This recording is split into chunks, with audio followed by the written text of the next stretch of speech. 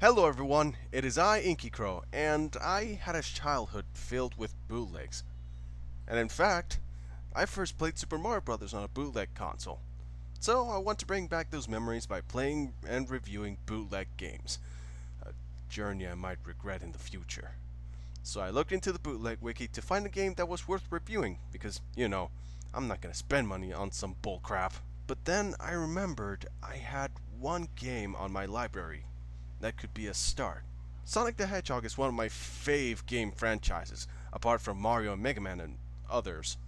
And to tell you the truth, one of my favorites, and the first Sonic game I've ever played, was Sonic Adventure 2. The speed plus the chow, it just made me love it above the rest of the Sonic games. Which now reminds me how I miss when Sonic was that good. I mean, Colors, Unleash, and Generations are fine, but then there's 06 and Rise of Lyric to mess it up.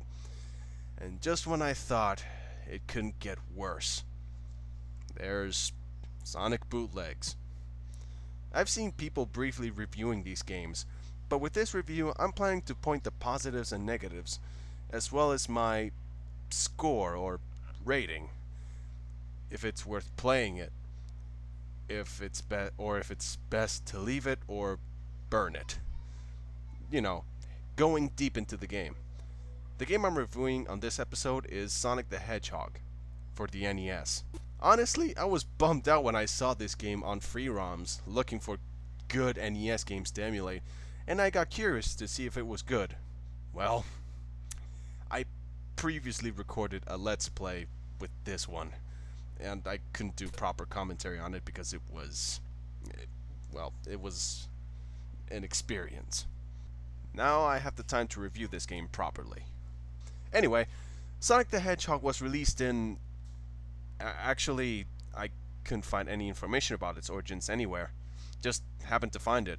And it was supposed to be an adaptation to the NES in, I'm guessing China back in the day? It was a bad adaptation. Anyway, let's get to the game. So far, this prompts that it's Sonic. It has the original screen in 8-bit version, and the intro song, what do you expect from a bootleg adaptation? Pressing start, and I'm in Spring Yard Zone? What? This is Sonic, right? So, should I be starting at Green Hill? What's going on? When I start to hit the directional buttons, Sonic moves in this weird slow pace that after 3 or 4 seconds he just speeds up. It tries to mimic the momentum mechanic in the real Sonic, but it just comes off as stiff and frustrating, which also applies to the jumping and moving off half pipes, and yet it's still slow to Sonic standards. Sometimes Sonic proceeds to run up half pipes, sometimes he just phases through them. The controls tend to have a half-second delay when a button is released, as Sonic moves a bit forward after releasing the D-pad. The spin dash works fine though, but it still has that stiff linear speed. Another thing that I have to point out is that collecting rings here is pointless.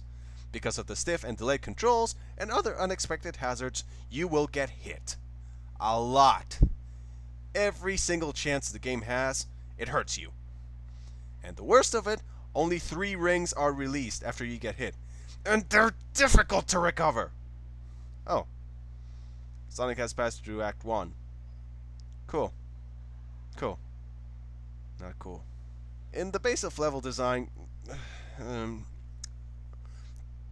can explain this by saying I could barely go to the first and second acts. The third one is where I stopped. I seriously couldn't blaze through the stage without getting hit by spike balls and crabs about everywhere. Enemies and hazards are plastered randomly about places. Add this with the step controls and it becomes a freaking nightmare. And to top it off, if you die, you have to restart the entire stage from the very beginning. There are no checkpoints in this game. How can they get this wrong? How hard is it to add a checkpoint to your game? Did they even Sonic, bruh? Did the developers knew how to Sonic? Sonic the Hedgehog is one of the worst unlicensed adaptations to its franchise, and incredibly frustrating at that. On the bright side, the only positive that comes out of this game is that it made Sonic available to those who couldn't afford the Genesis version. But does it deserve to be played? No.